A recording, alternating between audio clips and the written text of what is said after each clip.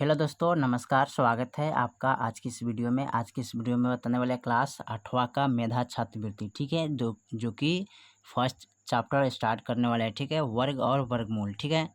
और 2025 की सबसे इम्पोर्टेंट एग्ज़ाम के लिए मैथ आज हल करने वाले हैं, ठीक है। तो चलिए, यहाँ पर दिया है ऑब्जेक्टिव क्वेश्चन, कुछ इसको हल कर लेते हैं, ठीक है। यहाँ पर अगर निम्नलिखित में कौन पूर्णांक नहीं है, ठीक है, तो इसमें पूर्णांक कौन कौन नहीं है उसको देखना है, ठीक है। तो चलिए इसको हल कर लेते हैं। चलिए, तो इसमें क्या करना है, इस सवाल में आपको पता करना है कि पूर्णांक में कौन नहीं है, ठीक है। तो यहाँ पर देखिए, तो यहाँ पर जोड़ेंगे तो ये क्या हो जाएगा, माइनस में हो जाएगा। तो पूर्णांक में भी है, ठीक है, प्लस माइनस में जो रहता है वो भी पूर्णांक में रहता है, ठीक है। तो इसमें कुछ नहीं करना है, इसको क्या करना है, ये प्लस में, ये माइनस में है, प्लस में, ठीक है। तो क्या है, ये पूर्णांक है, ठीक है। ये भी प्लस में माइनस में है, ठीक है। तो ये भी क्या हो जाएगा, पूर्णांक है। इसमें ढूंढना है पूर्णांक कौन नहीं है, उसको पता करना है। ये भी देखिए, ये माइनस में है, ये प्लस में है, तो माइनस प्लस में होता है वो क्या होता है, पूर्णांक होता है, ठीक है।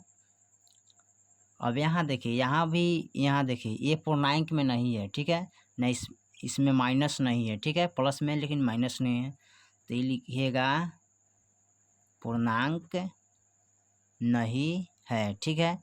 तो आपका ऑप्शन बी नंबर सही हो जाएगा, ठीक है। चलिए, अब क्वेश्चन नंबर 2 को देखते हैं। 2 में क्या कह रहा है, क्वेश्चन नंबर 2 में कह रहा है निम्नलिखित में कौन अर्थपूर्ण नहीं है। इसमें अर्थपूर्ण कौन नहीं है, चलिए इसको पता करते हैं, देखते हैं। चलिए, अब 2 में देखना है, इसमें कह रहा है कि अर्थपूर्ण कौन नहीं है इसमें, ठीक है, यानी कि अर्थपूर्ण इसमें कौन नहीं होगा। तो देखिए, यहाँ पर जो है ना, अर्थपूर्ण पता करने के लिए आपको ये सबसे क्या करना पड़ेगा, आपको इसमें भाग कर सकते हैं, ठीक है। तो इसको लिखिएगा, इसमें 2 से भाग कीजिएगा तो 2 चौका 8 आ जाएगा, ठीक है। तो क्या है, 4 क्या है, अर्थपूर्ण अर्थ पूर्णांक है, ठीक है। ये भी देखिए, इसको आप लिख सकते हैं 8/3, ये भी क्या है, अर्थ पूर्णांक है, ठीक है। ये भी देखिए, इसको भी आप लिख सकते हैं 8/16, काटिएगा 8 एकम 8, 8 दूनी 16, तो ये भी क्या है, अर्थ पूर्णांक है, ठीक है। लेकिन यहाँ देखिए, 0 से जब 8 में भाग करेंगे तो क्या प्राप्त होगा, 0 प्राप्त होगा, ठीक है, 0 प्राप्त होगा। तो ये क्या है, अर्थ पूर्णांक नहीं है। तो लिखिएगा अर्थ पूर्णांक, इसमें र लगा दीजिएगा, अर्थ पूर्णांक नहीं है, ठीक है। तो आपका आंसर कौन हो जाएगा, डी वाला आंसर हो जाएगा, ठीक है। चलिए, अब इसका 3 देखते हैं। क्वेश्चन नंबर 3 में क्या कह रहा है, चलिए, तो तीसरा नंबर सवाल कर रहा है निम्नलिखित संख्याओं में से कौन सा परिपूर्ण वर्ग है। इसमें परिपूर्ण वर्ग यानी कि वर्ग किसका निकलेगा, 11 का कि 12 का कि 16 का कि 32 का, ठीक है। तो चलिए इसको हल कर लेते हैं। चलिए, तो यहाँ पर हमने लिख लिया, तो 11 का वर्ग नहीं निकलता है, ठीक है। तो इसको हम क्या करेंगे, परिपूर्ण वर्ग नहीं है, ठीक है। तो इसको लिखेंगे परिपूर्ण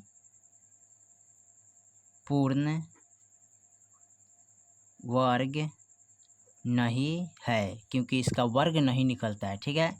12 का वर्गमूल नहीं निकलता है, तो इसको भी लिखेंगे परिपूर्ण वर्ग नहीं है, ठीक है।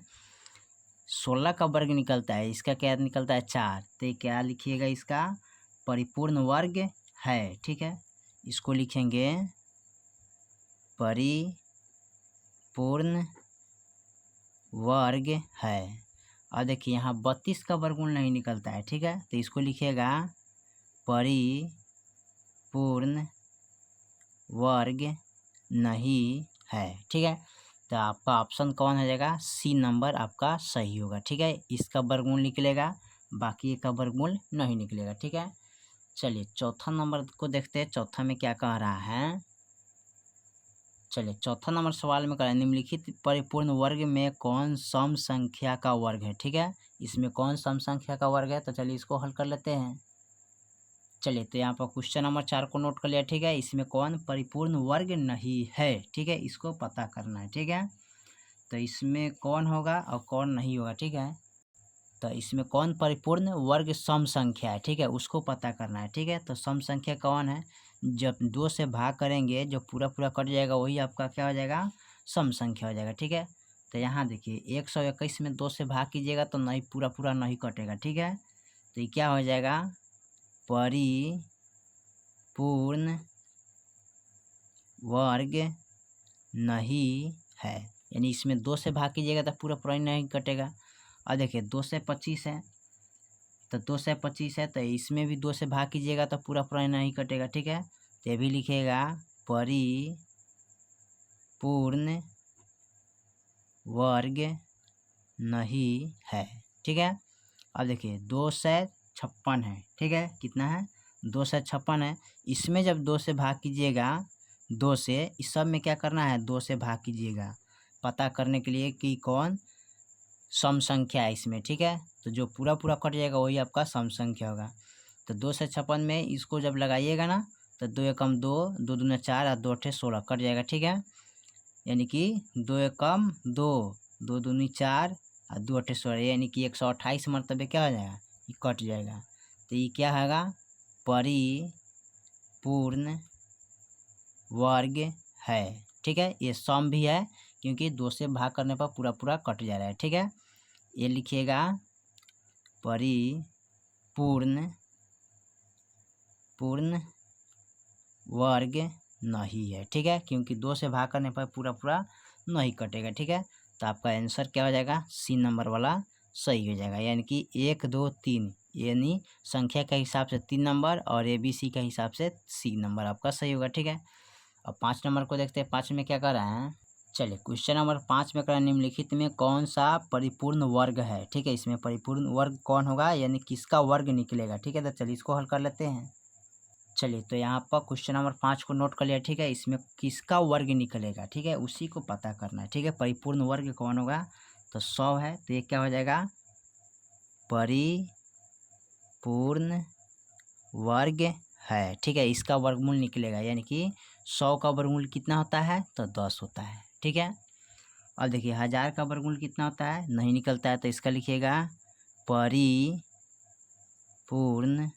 वर्ग क्या है, नहीं है, क्योंकि इसका वर्गमूल नहीं निकलता है।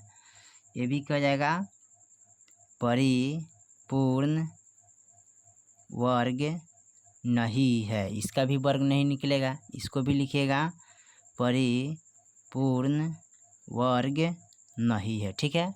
चलिए अब इसका आंसर कौन हो जाएगा, फर्स्ट वाला, यानी कि ए नंबर आपका सही हो जाएगा, क्योंकि 100 का वर्गमूल 10 निकलता है, बाकी का वर्गमूल नहीं निकलता है, ठीक है। चलिए क्वेश्चन नंबर 6 में देखते हैं। क्वेश्चन नंबर 6 में करा है, निम्नलिखित में से कौन से त्रिक पाइथागोरस है, इसमें कौन पाइथागोरस त्रिक है, ठीक है। तो चलिए इसको देख लेते हैं हल करके।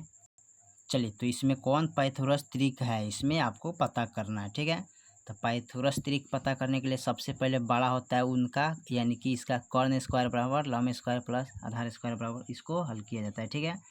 तो पाइथागोरस पर में नहीं है, क्योंकि ये क्या है, पाइथागोरस पर में नहीं है, इसको लिखिएगा, देखिए यहाँ पर इसको यानी स्क्वायर करेंगे, इसका फॉर्मूला होता है कर्ण स्क्वायर बराबर लंब स्क्वायर प्लस आधार स्क्वायर, ठीक है। तो यहाँ पर कर्ण क्या रखेंगे, 3 रखेंगे, स्क्वायर इसमें से 2 रखिए, स्क्वायर प्लस 1 स्क्वायर रखिए। और देखिए यहाँ पर 3 3 9 बराबर 2 दूनी 4 प्लस 1 1, 9 बराबर 4 1 कितना होता है 5, तो ये बराबर है नहीं है, ठीक है। तो ये नहीं होगा, ठीक है, ये पाइथागोरस त्रिक नहीं होगा, ठीक है। इसी फार्मूला पर सबको हल कीजिएगा, ठीक है। अब देखिए यहाँ पर है तो 5 का स्क्वायर कीजिएगा, ठीक है। इसमें सबसे बड़ा होता है जो कर्ण होता है, इसका स्क्वायर करिएगा, इनका स्क्वायर करेंगे, इसका स्क्वायर करेंगे, तो 5 का स्क्वायर करिए तो 50 25 हो जाएगा बराबर, 4 का स्क्वायर 4 चौका 16 हो जाएगा, 3 का स्क्वायर 3 3 9 हो जाएगा।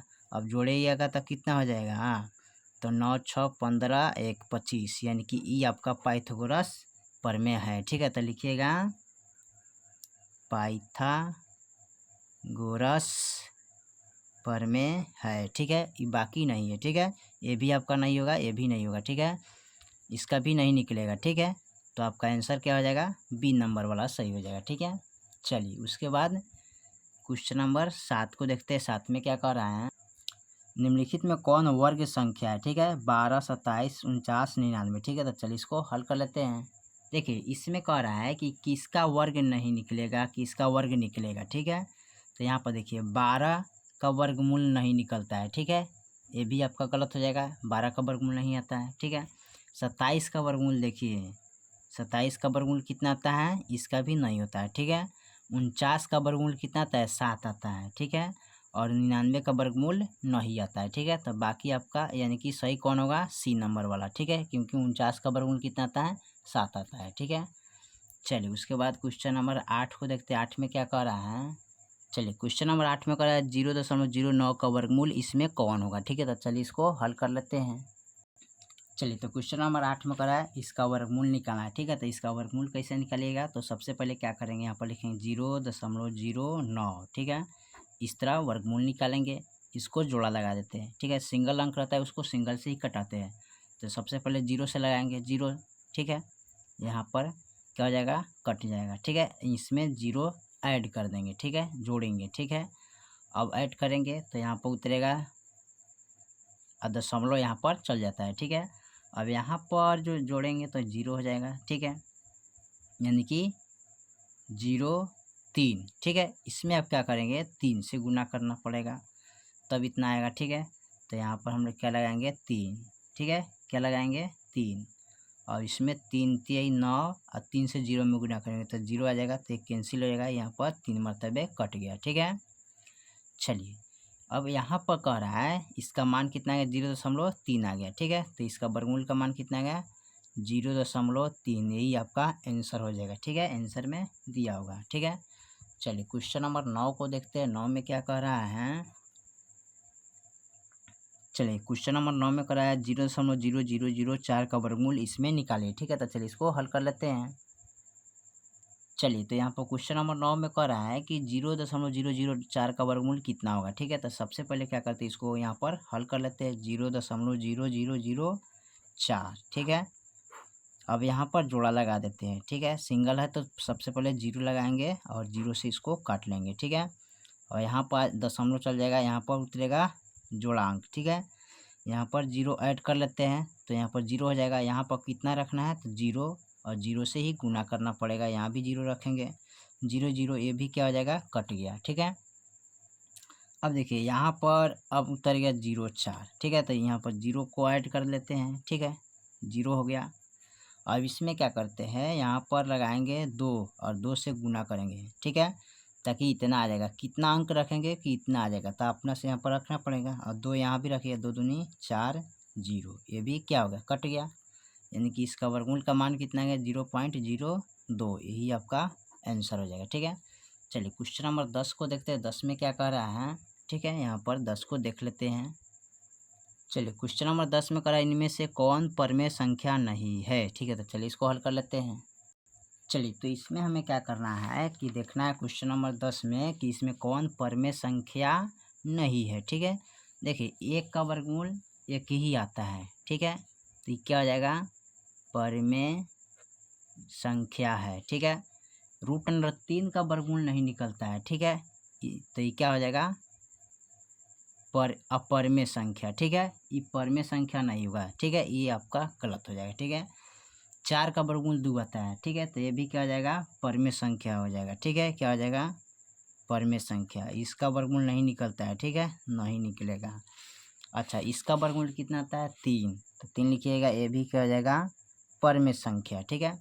तो यहाँ 1 का वर्गमूल 1 आता है, तो यहाँ पर 4 का वर्गमूल 2 आता है और 9 का वर्गमूल 3 आता है, लेकिन 3 का वर्गमूल नहीं निकलेगा, ठीक है। तो यही आपका ऑप्शन सही हो जाएगा, ठीक है। इसको आप परमेय संख्या कह सकते हैं। अब परमेय संख्या लिखिए, चाहे छोड़िए इसको, आप सीधे यहाँ पर देखिएगा √3 का वर्गमूल नहीं निकलता है, ठीक है। चलिए तो क्वेश्चन नंबर 1 से लेकर मैंने 10 तक कंप्लीट कर दिया। फिर मिलते हैं अगले वीडियो में, तब तक के लिए जय हिंद, जय भारत।